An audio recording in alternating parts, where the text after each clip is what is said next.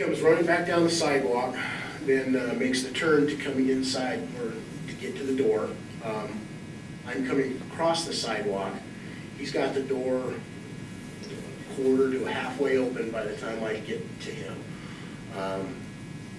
I come up behind him, grab him originally around this area, start pulling him back. Lee had jammed his foot to the door to keep him from being able to open it anymore. I start pulling him back out into the sidewalk. Somewhere thereabouts, Ray picked up his feet, and we just brought him back out onto the sidewalk. Mr. Hibbard, you've had an opportunity to see this video a number of times, correct? Many times, yes. And you've heard the testimony here in court, obviously. What I'd like you to do is, will you just testify right now as to what you knew at the time that the incident was occurring? So, tell the jury in your own words, as you saw it that evening. Mr. Ensign grabs the door, you do what? Like I said, we pulled him back out on the sidewalk. I'm sitting there I'm repeating myself, are you effing done? Are you done? At some point, I tell him, stop, calm down, I'll let you go. It's not a huge issue as of right now. Just relax, you can take off.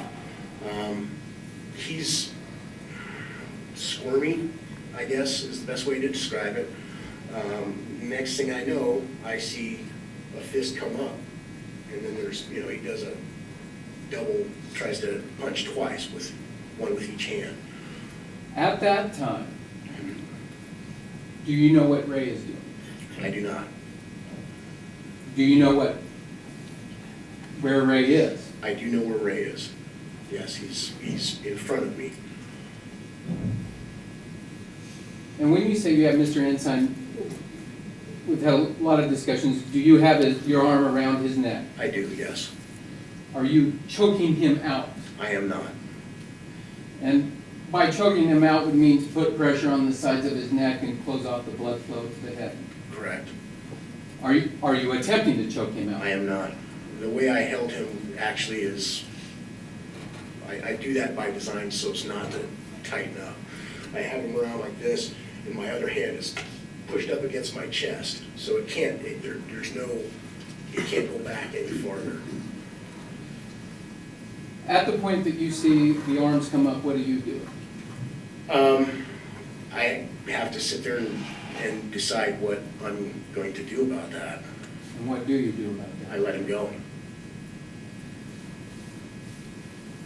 Mr. Hibbard, at that point in time, could have you choked Mr. Ensign out? I could have, yes. What was the risk of that? Doing damage to the throat in some form or fashion.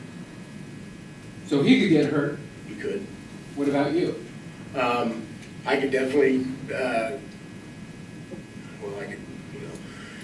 definitely get hurt if he continues to punch. Did he actually hit you? He did not, no. Were you worried that he would? I was. Did you take him to the ground? I did not. Why not? I'm over 350 pounds. Taking somebody down and landing on them could, again, cause more injury. Not to mention risk of me landing wrong and me becoming injured as well. Could have you laid him down in front of you? I could have. Why didn't you take that option? By bending over and laying him down in front of me, that would open my face up to a better chance of him attacking instead of trying to hit behind himself. If he's laying down, all he would have to do is punch up because my face would be directly over the top of him. At the point he's trying to hit you, he doesn't know where your face is necessarily. No, I don't suspect he did.